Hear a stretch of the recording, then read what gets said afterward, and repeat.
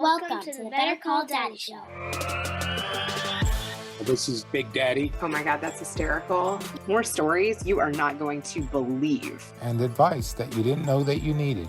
5 stars. 5.5 stars. We're creating a legacy one call at a time. Here comes my daddy. Your problem is that you like me. Papa. My dad is my hero. I'll always be there to take your call, and you'll never be in too much trouble if your dad is around. Oh boy. I think I'm a pretty cool dude. Better Call Daddy. The safe space for controversy. This is your host, Reena Friedman-Watts. No, this is your host, Celia Watts. More inspirational stories, more daddy drama, and more laughs. Hey, a lot of these things, I don't know where you're getting them from. It sounds like they're coming from when I look in the mirrors. Damn the public. Damn the public.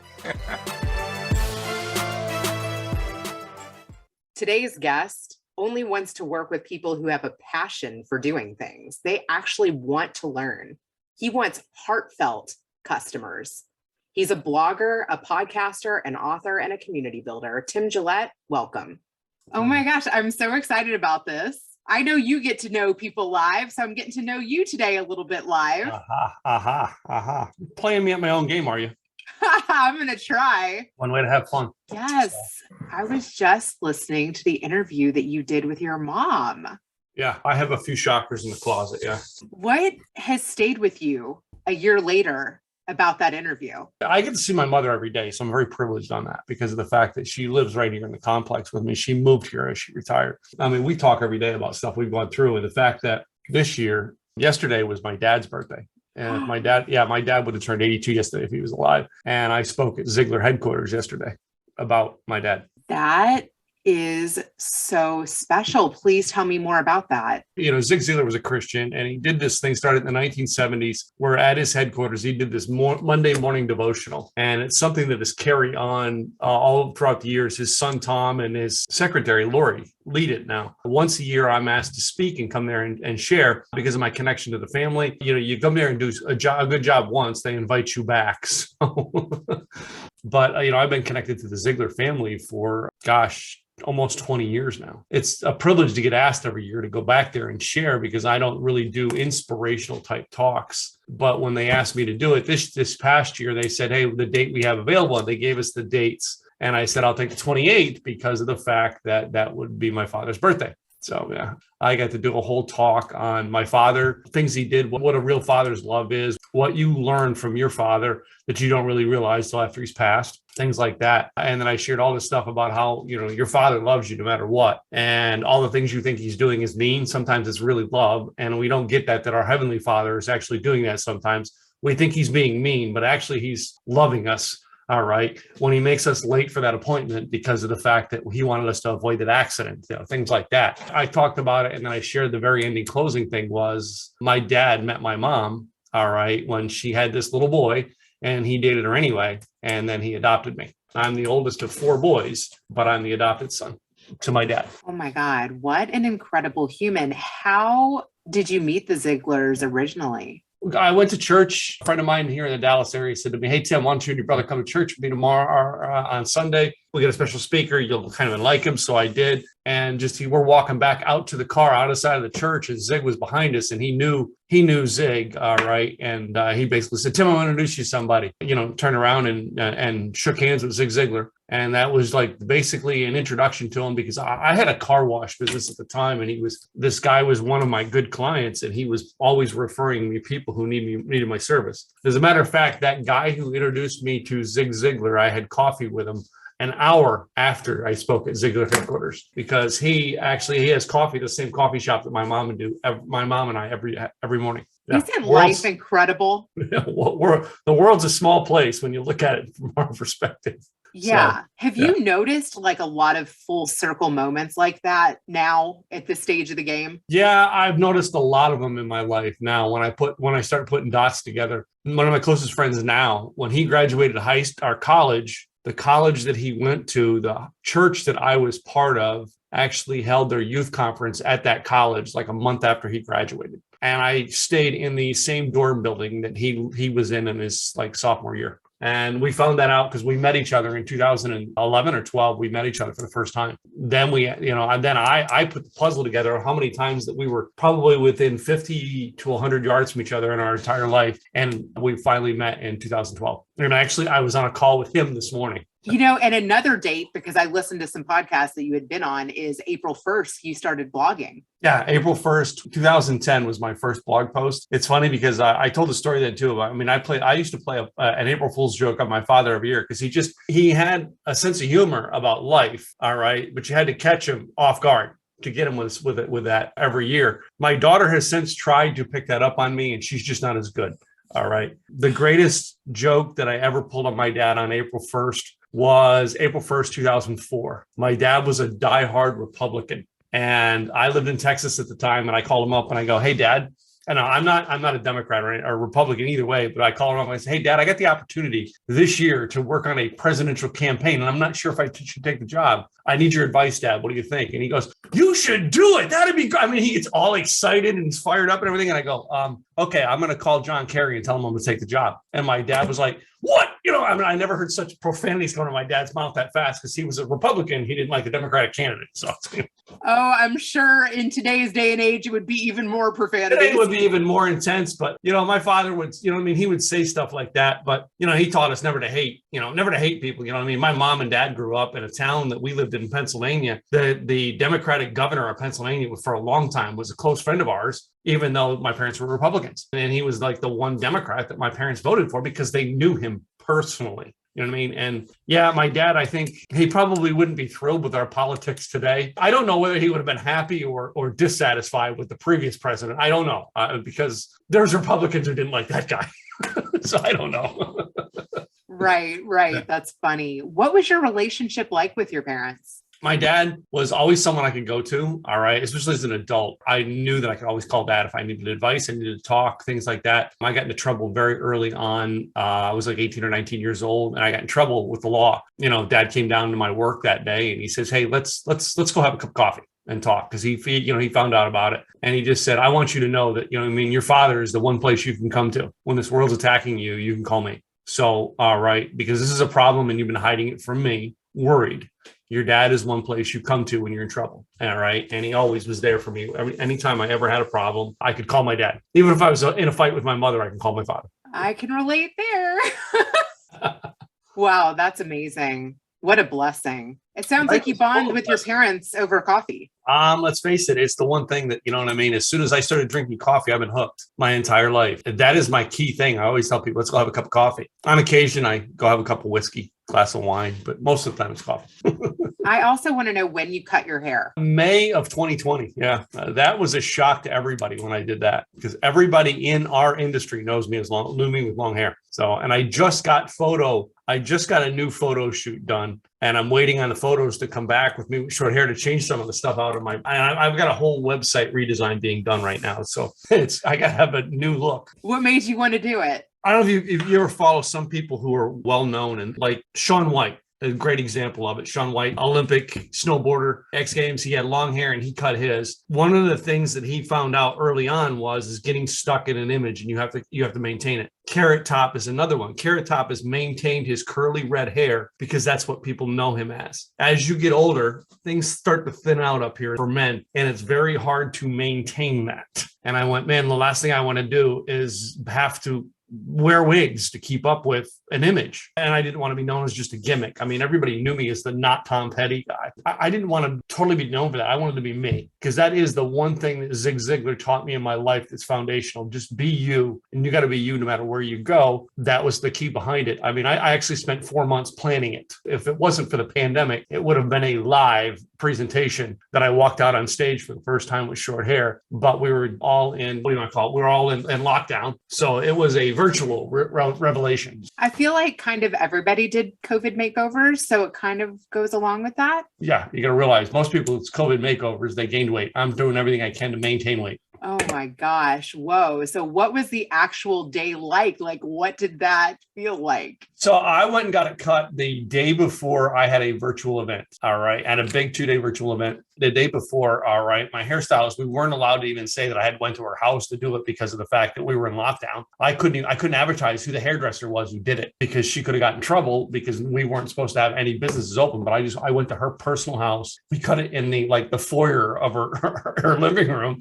because she had no place to do it. Her salon was shut down. I went there. Well, then I came home the night before. Then I came home. I didn't stop anywhere. I didn't go to the grocery store. I kept everything in. I came home, and the next morning I started my virtual event. I had one of my clients start the event off and do a whole bunch of things on there before I came live on camera because, he knew it, he knew it ahead of time, but he was my secret weapon to do it and hide it. And then I went boom, live on camera. I turned the camera on and he goes, and here's Tim Gillette. And I go live on camera.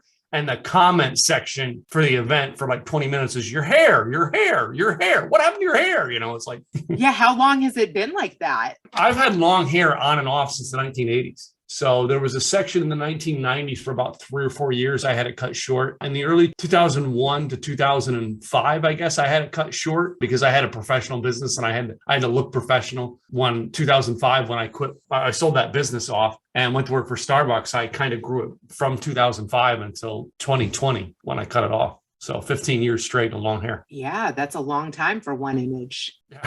Of course, I did have it trimmed every year, and I had to straighten. I still have hair straightener and all of these things in my hair care that most of you women have that us guys don't. I have it all. Oh my God, I love it. Oh my gosh. So I also now want to know what you did to get in trouble at 18 or 19. Do you feel comfortable saying? Yeah, at 18 years old, I had 3 or 4 different very, very close friends. One of my friends was Brad. Another friend was Carl. I'm not going to give their last names because I don't even know if they would see this, but if they see this, they'll know who I'm talking about because we were dumb kids. We were a lot of dumb kids. I think Brad was of age, but I wasn't. And we basically had connections that we always had our cars trunks filled with beer. I think the trunk of my car was like a cooler. I had beer and wine coolers and everything in. And one night we're at like the McDonald's in town and somebody did something stupid. So we're in Brad's car and he does like this burnout or something with his car that caught the cop's attention. The cop come up and pulled right in front of us and cut us off. And he comes over to the car and here we're sitting 2 guys with open beer. He didn't look in the trunk, but he just looked at open beers in the car. I think Brad was of age, but I wasn't. So they have to take the beer out of the car. They have to search his car, pull all beer from the car. All right. And then I got fined for it. They didn't take me to jail, but I got fined for it. I ignored it for the longest time. I'm like, yeah, well, that'll go away until the police showed up at my house one day and I wasn't home and my dad was there. But your dad was pretty cool about it. That's nice. Yeah. He was like, well, he's not here right now. I think he said something like, he's working out of town right now. All right. So I can have him, contact you, but he's not here. He's not in town. I was probably in town. Well, my dad told him, well, he's working out of town right now. So he's not here. Because usually they'd be like, well, what time does he get home? And he's like, well, he's not home. But I also at the time had my driver's license registered at my parents' house, not at the place I lived either. So, it was like I had a bunch of stuff that wasn't right. And it turned out I had to pay like a $600 or $900 fine. That's hefty though. It was in the 1980s. Wow. That's like one of the biggest fines I ever got. Actually, I was fined for beating up a guy. He was my ex-wife's boyfriend. So let's really throw the mud on the table. There was a reason why he got beat up. Gosh, this had to be 25 years ago. I feel like that could have been warranted. Yeah. Well, yeah, there's a whole history of fighting going on between the two of us that went on. And it's half the reason why I live in Texas now. So, and I don't live in Pennsylvania anymore. Whoa. Yeah. Do you want to elaborate on that at all? Or I don't mean to be the mean guy. All right. But in Texas, we're allowed to carry guns.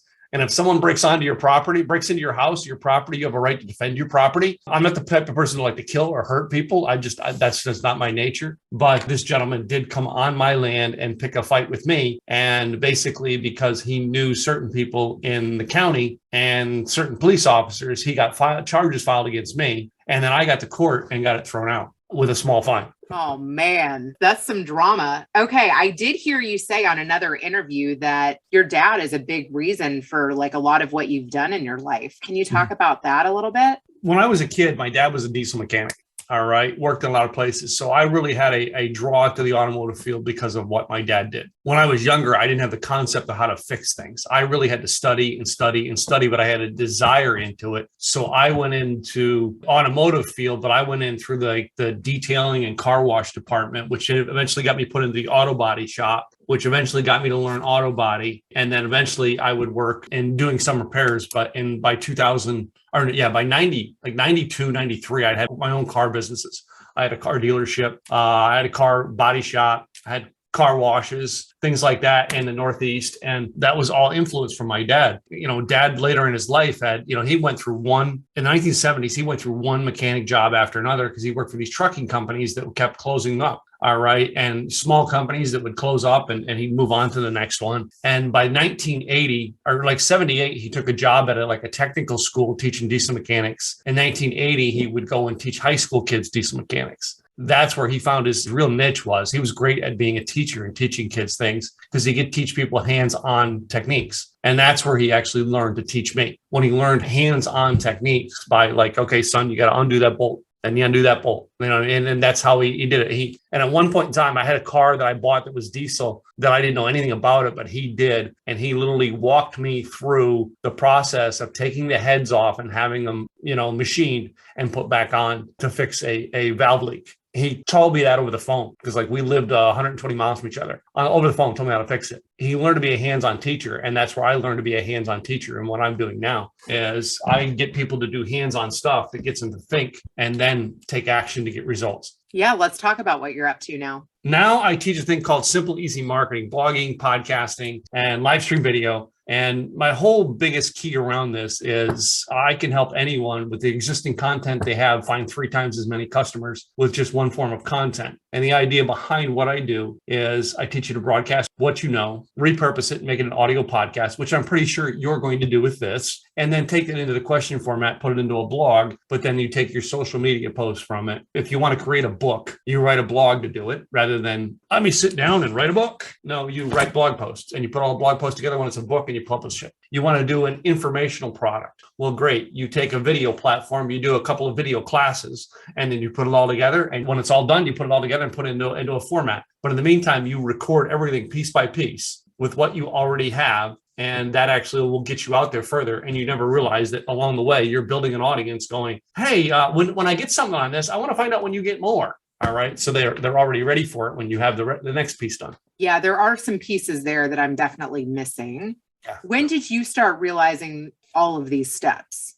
What was the process like for you? I know you started first with WordPress, and I'm asking more than one question at once, but I do want you to talk about some of the early on blog pieces that you did. You did some really cool ones that got some attention. My first blog post was just, I didn't even know what to write about. I wrote something to the effect of cleaning my garage. I cleaned my garage in 30 minutes. So I wrote set timer, change your world in 30 minutes at a time, and that was the blog post that just related to what I was doing. I always thought I had a problem coming up with a subject to write, so I would think of something. When I married my current wife in 2012, my mom brought me stuff that I put on AOL in the 1990s as what would have been a blog post on AOL. No clue. I couldn't even remember that I did that stuff. I would get inspired and just go come up with something. I wrote for 2 years, just randomly, stuff here, stuff there, based on what I thought was needed. And then one day I decided that I was going to write a blog post about a song that inspired me in the 1980s. And it's a song that it's probably not my favorite song of all time, but in the 1980s, it was a story-driven song. And the song was by the band called Foreigner, and it was called Jukebox Hero. And that was an inspirational story told in a song. And I've always loved musicians who told it in a song. I can't sing. I can't play an instrument. I'm not coordinated enough to do that, but music has inspired me. So one day I sit down and I go, you know what? I'm just going to write a thing about Jukebox Hero and the song and how it inspired me. And 35 people read my blog the day before. The day that blog post came up, 7,700 people found it. Most people was like, well, tell me your SEO tricks. I truly believe, and this is the part woo-woo that Tim is I believe that my energies behind that story and how much it drove me, that energy went into me telling that story, which that energy is what attracted so many people to come in to read that. It wasn't a magic keyword and it wasn't a magic formula at the time. No, it was just when you put your right energy, what you're supposed to be doing in life, in the right place. The right people are searching for it. And there's probably a reason God has inspired you with it, because you need to put it out there. And that became huge, that we did our first or second niche of what I did, what's called the Rock and Roll Keys to Business Success. And we took all rock and roll songs, and they were like my blog titles were rock and roll songs. My books, my first book, I still keep the first book here. You Can't Always Get What You Want. This is the last copy left, by the way. That was my original. They're self-help, personal growth books. They're not business related. And my brand was called Rocker Life Coach, but we went to Rock and Roll Keys to Business Success because everything was a song title. My programs were song titles or revised song titles. I think my blogging program was called Rock Around Your Blog. I had a book called Not Gonna Take It Anymore. I had a book called Taking Care of Business. What was it? Money for Nothing was like one of my training courses. I played off of song titles because I learned two things early on. You can't trademark a song title or a book title. So I could take a song title and I could write about it because of the fact that you can't trademark or you cannot copyright it. So that was one way I could always find my book titles. And you had success from that blog post. So it's kind of like, okay, my audience likes this. Yeah. So how can I do that again, right? Did you think about that intentionally? I did. That's what how I repeated it was I went, okay, apparently my audience wants to hear motivation about songs. And that's where we went with that. Early on, it was like right after my dad passed away, 2010, like 2011 timeframe. That's where we come up with the idea. When I was trying to come up with an idea on how to frame my blog, we broke it down into weeks. So I would take a theme for every week and then write 5 posts that were sub-themes on that topic. One of the themes that I did, it was after the Jukebox Hero, was a theme was History of the Eagles. When the History of the Eagles show came out on Showtime, I did something like how the Eagles impacted me, and I did 5 Eagles songs. And because I was so active on writing a blog on such a regular basis, and I was so active in doing things all the way up until we were on my wife and I rode motorcycles to see the very first show on that Eagles tour. All right. It was in Louisville, Kentucky. Oh my God, that's where I'm from. Yeah. We rode all the way to Louisville, Kentucky to be able to watch that original show, the first show on that tour. But up until that show, I beat the Eagles out on search terms, on their own search term. I beat the Eagles out because I was writing consistently and I was just putting blog posts up. And I had so many other things in there that related to it, and so many other things to my blog that related to the Eagles, because it was music related, that if you Google search History of the Eagles 2013, I was on the first page 6 times. They were on twice. And it's their search term. And I beat them at it. I'm not saying I'm great, but that's the idea behind blogging, was when you write on a repetitive basis, you can actually get yourself up in rankings as opposed to trying to trick the system. That works for a while, all right? And then sooner or later, it winds down. If you really wanted to have a blog post to get the topic this week, had Will Smith and Chris Rock, all right? I mean, it'll get it this week, but that's the way I wrote my blog was themes. Well, one of the other themes, speaking of Louisville, one of the other themes that I wrote was 5 entrepreneurs that I wanted to meet and why.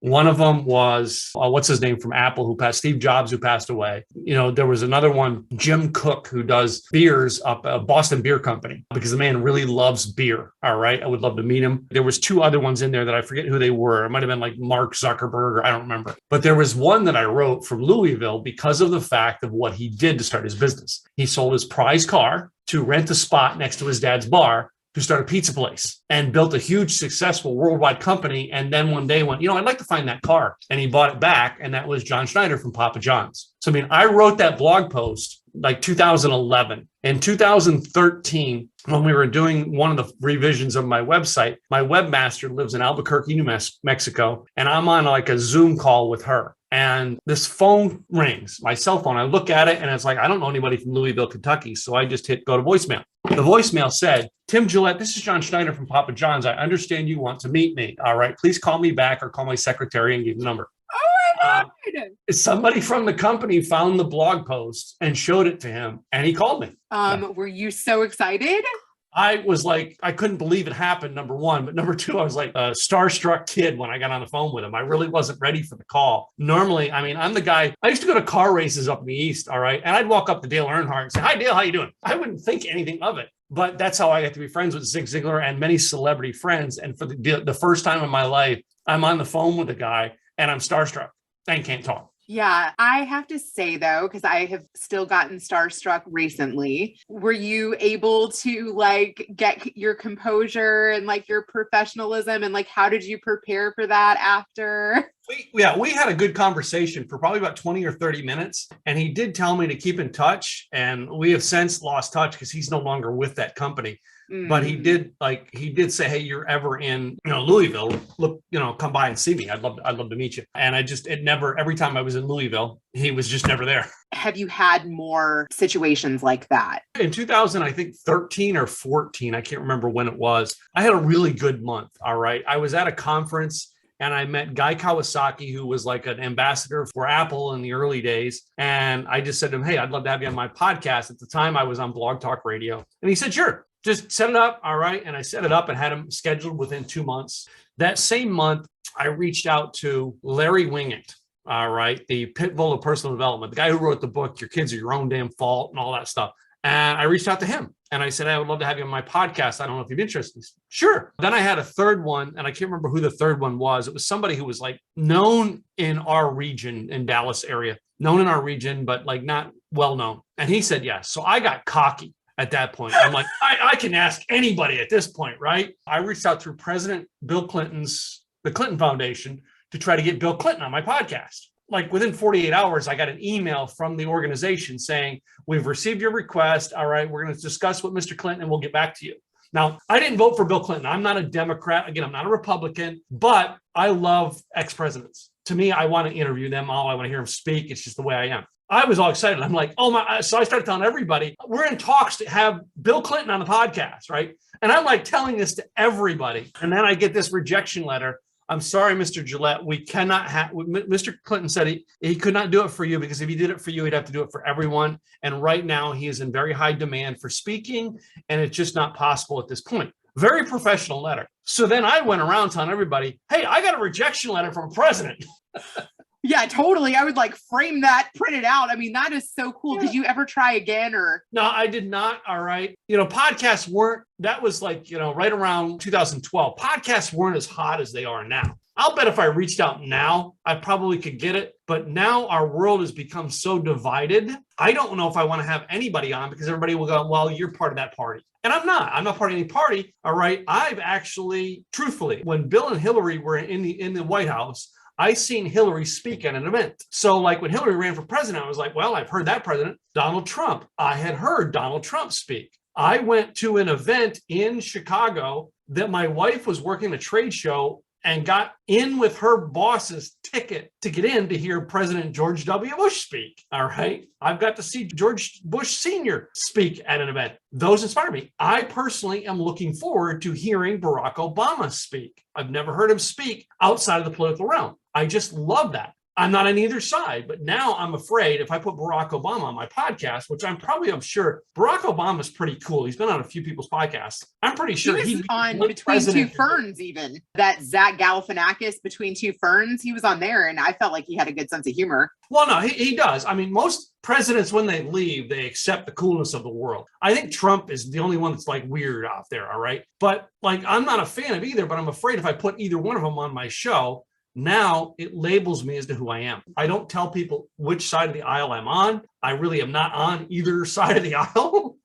And I don't want my whole persona put down to go, well, he's that guy kind of guy. 12 years ago, we could have done that and people wouldn't have cared. Now it's like, you interview a certain people. Well, he was the outspoken one against Trump, or he was the outspoken one against Biden, or I don't want to position myself that way now. So that makes sense. Yeah. What's the most controversial story you've covered? I don't know if I've ever done a controversial story on my show. The most unique thing I've ever done was I pulled off a publicity stunt. Ooh, tell me. Do you remember the live streaming platform Blab? I think I've heard of it. Yeah. So Blab was popular about 2015, 16, 16. Blab got very popular. And what me and another friend come up with one night, there was a way we found to put a green emoji check mark next to your name. And we told people that we were Blab official, or like, the certified, like you get the blue star on whatever, all this social. So we pulled off by saying, I actually did a live stream about how to become Blab official and how to get your official green check mark. And I remember creating it as a joke. I literally created the platform. I was going to start the broadcast in about 30 minutes. I got up, went to the bathroom. I come back from the bathroom and I have like 300 people registered to watch this. What the heck? I can take this for a ride. So we literally went for a ride. We built this whole like training course around it. Like we had like, scams around everything. And the backside of it was, if you watched all of our stuff, we told you the secret. All right, just go ahead and put the green check mark next to your name. That's all you had to do. The guy who ran the company was a guy named Sean. And I get a phone call one day from Sean going, Tim, I need you to stop. I'm like, what? We're not hurting. We're telling people the truth. He goes, yeah, but I get 2,500 emails a day asking me how people can become Blab official. You're affecting my business now. Can you please stop? And like, we were just about to launch a t-shirt that said, I'm Blab official. At least that's what the check mark I have says, or something like that. We were going to get a t-shirt line and everything to go with it. I mean, we were really running it. It helped me come up with different publicity stunts. That was the most famous one. I love that. And truthfully, I mean, it kind of reminds me of like, there's different apps that can make you look like you've gotten retweeted 100 times. Yes. There's ways that you can become Instagram verified that aren't real, but so much of popularity is appearances. And a lot of it isn't even real. Yeah, I've cut my hair. I don't care about appearances anymore.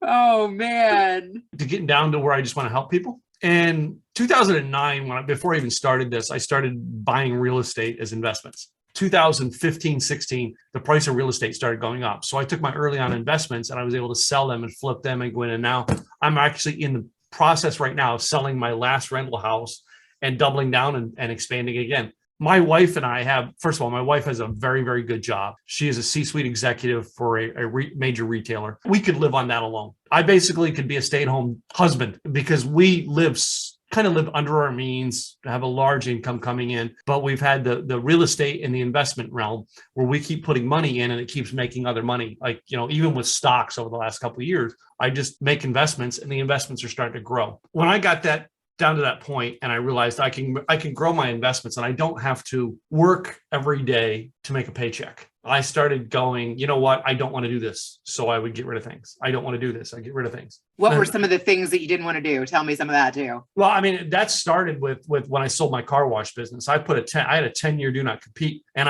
that's all I'd worked in my entire life was the car industry. In 2004, I was out of the car industry for 10 years. I had to go to work for Starbucks and sleep in my car. Eventually, I like Starbucks. I love Starbucks. Anyway, I mean, that was the first part. I got sick of what I was doing, so I walked away from it. Things I don't like to do that over the past 2 years have been developed. I do not like working with people who go with, who come around with, I think I want to try this. I think I want to try this. I'm like, dude, get a plan down. Know what you want to do. All right. Quit dilly-dallying and sticking one toe in here, one toe in there. I don't want people who want to sample things. I want people who want to get up and do the work. I had one of my things on my website said that I don't work with people who are looking for get rich quick because I don't want to do get rich quick. I don't want to do with it. My thing's called simple, easy marketing, but I don't want people who are always looking for the easy way. I don't like dealing with people who come up to you and go, so what's the app for that? This is my number one app. I sit down and write it out on a piece of paper. Oh my God, look, I have that right here. I like going with the tried and true stuff rather than going, well, this is the newest, hottest thing. The last live event I did, I had a guy come up because, everybody's taking notes. He goes, well, I've got this new damn fangled thing that you actually can do it. And, the pen writes and, you just swipe it and it stays in the pen and goes, I'm like, dude, that's too much work. I watch people who always go and look for all the apps to try to make things work rather than write down a system and then find apps that make the system work instead of finding the apps and then putting the system together. I watch people jump from one tool to another, one game to another online, and they never have any traction. They never go anywhere. 4 years later, they're still talking about, I got to get ready to start, and it's like, dude, I've gone through 4 businesses. When the time you're trying to get ready, I've got clients that all I had to tell them to do is just turn the damn camera on and talk to it for now. Right now, that's what you need to do. And they built a huge following doing it by just talking to the camera every day. Oh my God, I want to hear about the beginnings of that. First of all, I was shocked that people even wanted to see me on camera. I still did not get that, right? I would get on camera. When I joined Blab was the first live streaming thing I ever joined. And within like 48 hours, I had 2,000 followers. And I'm like, what is it that you guys want to see? It was the hair. It had to be the hair, yeah. But then I would talk about things and they would go, okay, that's stuff they want to stay. I have clients who come on, they were scared. I had one client, she was scared to death to get on camera. Did not. She actually drove her car. She doesn't fly, drove her car from Sacramento, California to Dallas, Texas to attend one of my events. Joined my mastermind at the event and said, well, okay, well, I got to get started in doing something. What should I do? I says, on the way home, I want you to do some live streams, broadcast it on Facebook with your phone. I don't want to get on camera on it. She's like, I don't want to get on camera. I says, okay, face the camera the other way and show the pictures of the birds, the cows, the cars, whatever it is, and talk about them. Do you know now she actually speaks on camera at like 20 to 30 virtual events a year? What? Yeah, gets on camera all the time. Did you see something in her, or this is something that she wanted to get better at? I just tell people to do, all right?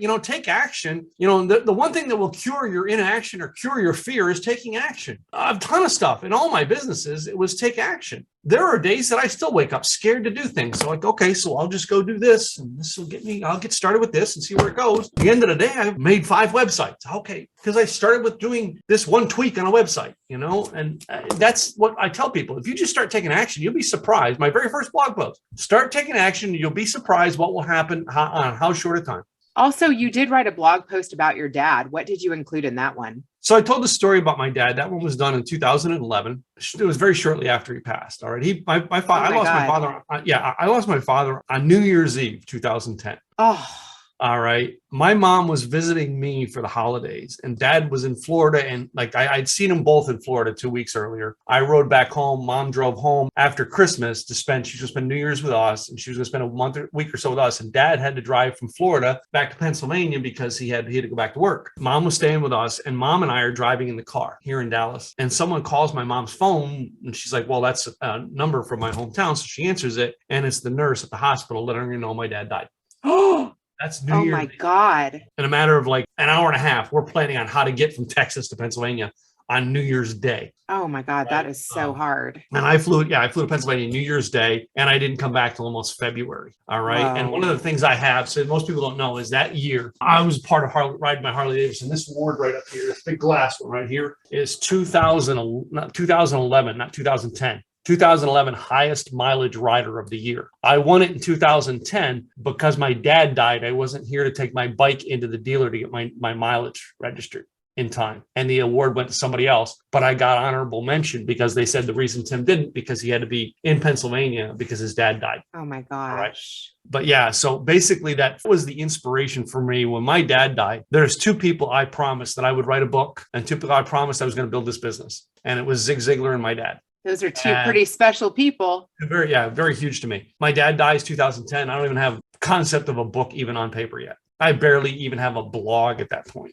It was a matter of weeks that I started writing. While I was up in Pennsylvania, I would start writing on things just to start, the blogging and get regular at it. The first week that we did for blogging that I did a weekly theme was, I think I called it Real Hope and Change. And I talked about 5 people who lived, the message that was originally out of hope and change. They hoped in a better future and they changed their lives to do it. The 5 people I wrote about was, my last one was my dad because it came out on his birthday. But earlier in the week, I wrote about a lady that I worked with at Starbucks who basically left Oregon and with her kids and moved to Texas and had to work with a church down here and had to get a job at Starbucks to run away from an abusive relationship. Wow. And because she had kids, she had to get them away from it. Came here, lived here for a while. All right. And I told her story as one of them. Number 2 person that I told the story was a girl that I dated right after my first marriage. And she lost her first husband to a motorcycle accident. Oh my God. They were like in their early 20s. I mean, kids. Oh my gosh. Whoa. Those are really raw stories. They are. The third one, or the other one that I wrote, was about my friend Rob Skiba, who I lost in 2021. I lost him to COVID. He was on my podcast. My podcast was the last interview he did before he passed away. Oh my God. And that was the other one I did. And then I did about my dad, but I had nothing on my dad. I couldn't call my dad to get information because most everybody in there wrote a section who I wrote about. They wrote a section of the blog post. My dad wasn't there. So I talked to my dad's oldest sister, my Aunt Jean.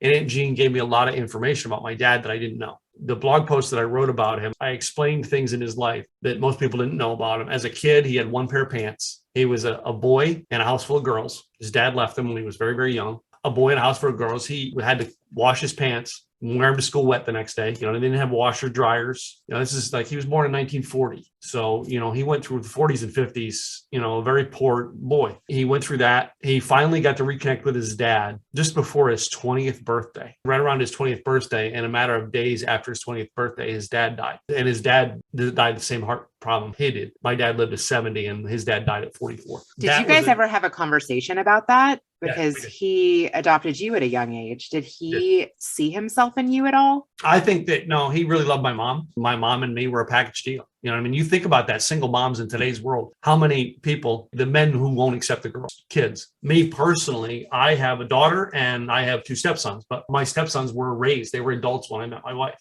but I consider them my boys. I don't look at any one of the 3 kids differently. To me, I love all 3 of them equally, even if they're not mine. And that's just something my dad taught me, love equally. Don't pull favoritism and that stuff because of games. So, but one of the unique things I put in that blog post was my dad said just a year before he passed away, he made a comment to somebody and he said he only had 2 bad days in his life. All the crap we found out about him, he only had 2 bad days in his life. And he said the bad days were the day he lost my Aunt Jean's husband, his brother-in-law. They were very close friends. And the day that my younger brother, Jim, him and his first wife lived in Pennsylvania close to my dad.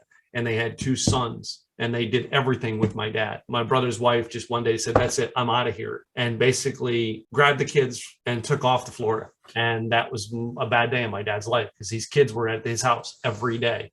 And all of a sudden, boom, they're gone. He said those are the only 2 bad days he ever had in his life. So family was obviously very important to him. It was huge to him. So yeah, when he passed away, he had written his funeral that us boys had to say in how the memorial service went. Really? And it's funny because one of my dad's older sisters was a minister, and she called me and said, Timmy, I'm a minister. I could do the funeral. And I said, Aunt Betty, we have made another choice. We thank you, but we've made another choice that we think is more relevant to what we believe my dad would have wanted. She tried calling my mom, and my mom said, sorry, it's the boys' decision. It's not ours. So, and we called our childhood pastor, who drove in a snowstorm, drove from New York to Pennsylvania to do that funeral for us. And then when it came to our 4 boys, my brother Nathan wanted to speak and we let him, but Nathan's not someone who can take that kind of speech, but we let him do it.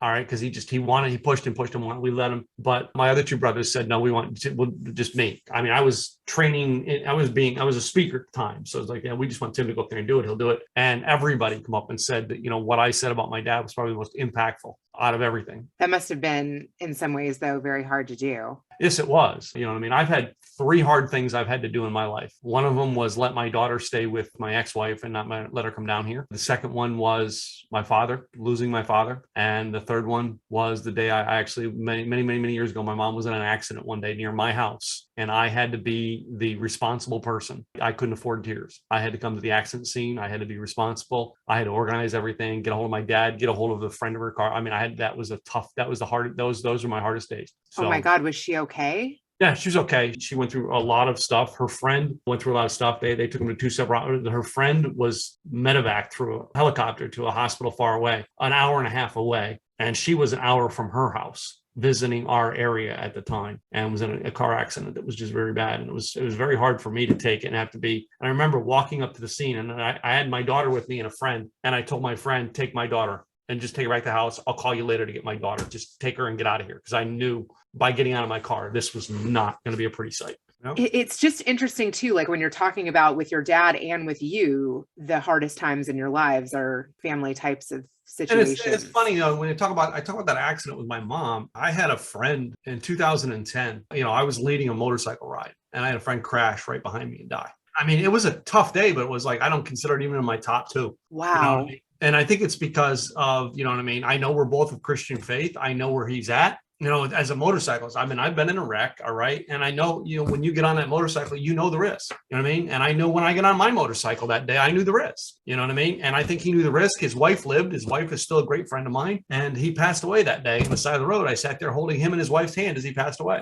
And I don't consider that a hard day because, again, I'm a Christian. I believe in faith and I know where he's at. You know what I mean? He was a friend. He wasn't someone I grew up with. He was a friend that were riding buddy. Tell me one of your most proud moments as a dad. I got to say, my daughter, she's connected like me. I know a lot of celebrities. because of who I am and who I'm connected to, and a lot of celebrities that I've wanted to meet over the years, I got to meet, and some of them that have passed now, I'm lucky. But my daughter, when she lived here in Texas, I would always look for, that was before I did this, I was always looking for celebrity moments to go get connected to celebrities, get a picture with them, things like that. My daughter calls me up one day and says, Daddy, I know you'd like to meet Vince Neil from Motley Crue. Is that true? And I'm like, yeah. She goes, well, just so happens that they sent an invitation to the people from my Volkswagen dealer where I got my car from to a special invite party where Vince Neil will be for photo shoots. So we got to go take a picture, my daughter and I, with Vince Neil from Motley Crue. The only thing we didn't do was we didn't get a picture with I had my custom motorcycle there. That's what we did. We went. That would have been the icing on the cake.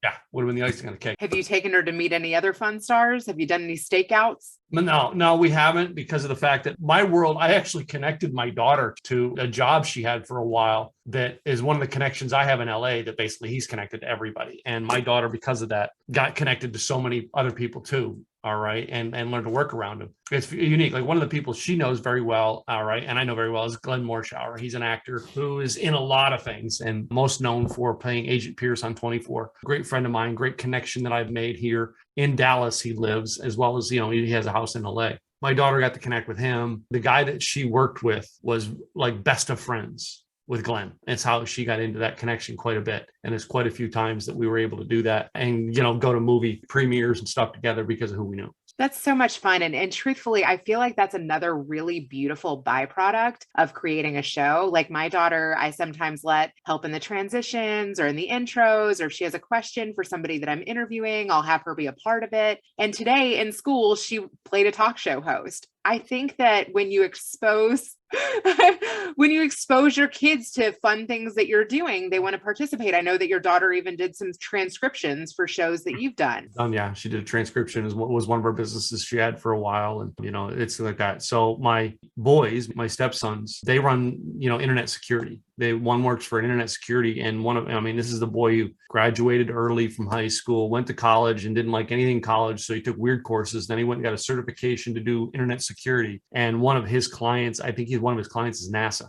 And this company, this is the boy who was like Mr. Anti-everything. This is the boy who had to clam up his anti-everything so that he could get on a plane to fly to his company's headquarters in Israel. So amazing. Okay. So I have one final question then. If you have a kid that's anti-everything and that's giving you a hard time in their teenage years, give me some advice there. Let it ride. Oh, so hard. I love Noah. All right. He's a great person. He's very idealistic in a lot of his ways, but I don't try to stop him anymore. I just go ahead.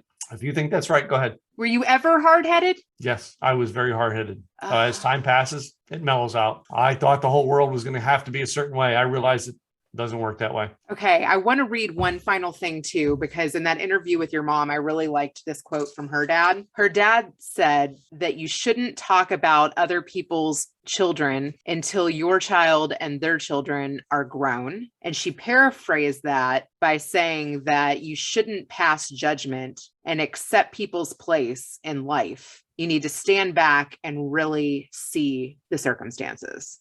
Do you have anything that you would add to that? Because it kind of goes in with what we were just saying. There's not much else that I can add to that. I mean, really, once your kids grow up, all right, you'll see things aren't going to work the way you think they will. I've learned not to judge people at all. It's because Mom and we went to a different Starbucks this morning because my Starbucks did not have, this is a little bit like, I'm anal when it comes to my coffee. So, I am anal. Tell me your drink. 2 shots of blonde espresso poured over whipped cream. That's what I want. My Starbucks that we go to on a regular basis now did not have blonde espresso. So we went to the other Starbucks that we used to go to. You're like, that's a breaker. Yeah. We're sitting in this Starbucks this morning. All right. And literally, I don't want to put class on parts of town, but it's the lower class part of town, right? There's no nice way to put it, right? It's right across from the Walmart, to give you an idea. And I said, well, Mom, we can sit in here today and judge people quietly. A little people watching. My mom laughs. Yeah. Cause we won't, we laugh. Yeah, sure. Whatever. We don't really judge people. We walk into our Starbucks. The one girl she works at a nail salon, Asian, I'm not sure what, because I can't understand her as well as my mom can. But she always talks to us. Why? Because we sat down and talked to her. I don't judge people because I can't understand her. Still a nice person. We started talking to a Korean couple who we found out has a Korean restaurant, like a tofu restaurant. And I said, Mom, you go visit. I don't do that tofu stuff. I says, if you make barbecue for me, I'll come. And he goes, I can do, and he started talking about barbecue and stuff like that. No, I don't want barbecue tofu. I want meat. Anyway. Oh my God. As a matter of fact, speaking of meat, all right, I've got ribs downstairs on my grill cooking and I can smell them. They're almost done. Oh my gosh. Okay. Well, is there anything that you would like to ask my dad? Tell me about her worst mistake she ever made. All right, Tim Gillette, you will get that in the response. And I just want to look really quick because I did post something in my Facebook group. Oh, here you go. Why the word blog? I never really chose that. It's just, that's what it was called. It was called a blog by everyone else. And that's just what I do. It's like, and I read some of my mentors, they've changed it now to say articles, whatever. I just, kept it as blog. It was what I had. And I'm labeled in many groups as the blog expert. I'm not a guru. Have you taken, my next book? I'm not a guru. I'm not a guru. Have you taken like your blogs from, your website and repurposed them on LinkedIn? Yes. I used to do a whole thing on LinkedIn where I would do a paragraph of it and click here to read more and it would get them over. But I've actually taken my blogs posts and made them into digital books, best of blogs from a certain year. All right. And then I would sell them, as an opt-in or something like that for like 6 months. And then that's stuff I've done with my blogs. So I've repurposed a lot of stuff where I just come out there and did it. I want to get you to say, this is Tim Gillette on the Better Call Daddy Show. Hey guys, Tim Gillette on the Better Call Daddy Show. Yes, I love it. Okay. And please promote away your books, your mastermind, your podcast, all of the good. Hey, guys, go to timgillette.com. Believe it or not, it's being revamped right now, and everything is going to be directly right off the homepage in the next, probably by the time this airs, it'll all be set to directly do there. We host a virtual event every month teaching people online marketing. All right. We have a one-time membership. You get to attend all meetings, past, present, and future. We have a live meeting in Dallas, Texas every year, mastermind type of meeting about blogging and video. It's called Blog and Video Con, but we really don't have, it's not like a big conference anymore. We made it a small mastermind event. And then I have a mastermind. You cannot get into my mastermind unless you attend my events. So now we have a gold level mastermind where it's, it starts out basic, anything to get help, all the way up to platinum and elite models where elite people get to come to my house once a year and hang out. So barbecue? Well, they get barbecue, they get lunch, and we actually take the whole day to work on their business. So that's very cool. Tim, this has been an absolute honor. Thank you so much. I'm so glad we got to know each other better. I am too. I'm glad that you and I are in each other's lives now. Now, let's switch it over to Grandpa.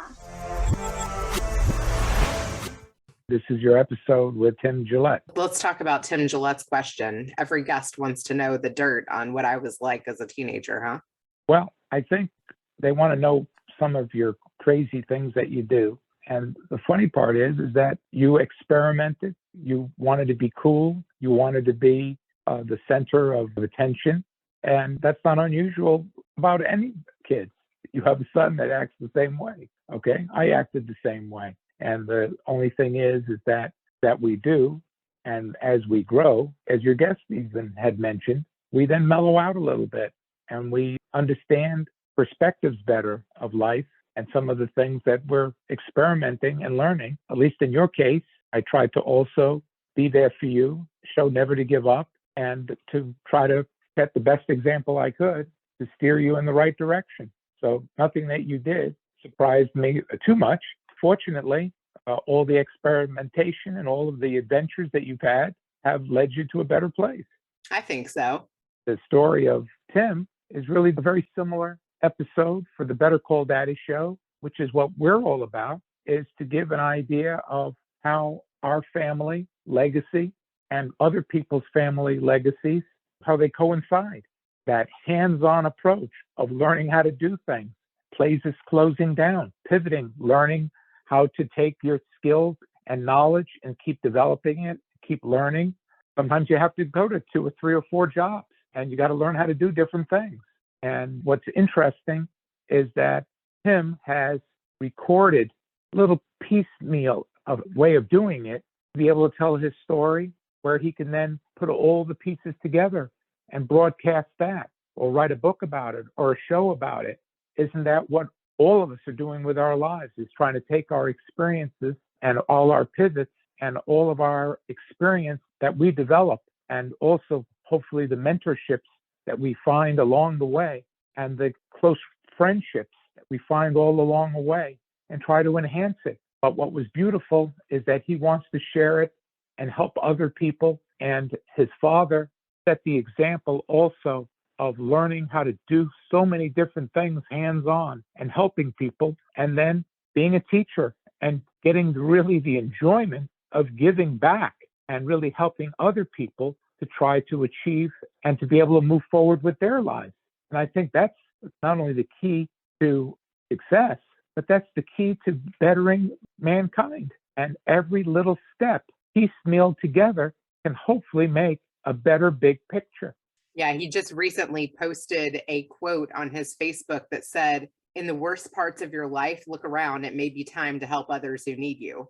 Very well said. And that is really the theme, is that we have all these choices, and we hope to pick by learning what bad choices are, where we want to pick better choices. But by able to share that experience and get other people to communicate their experiences, hopefully everyone can benefit from broadcasting those lifelong experiences and getting the message out there and improving people's approach to life and people's approach to business and happiness.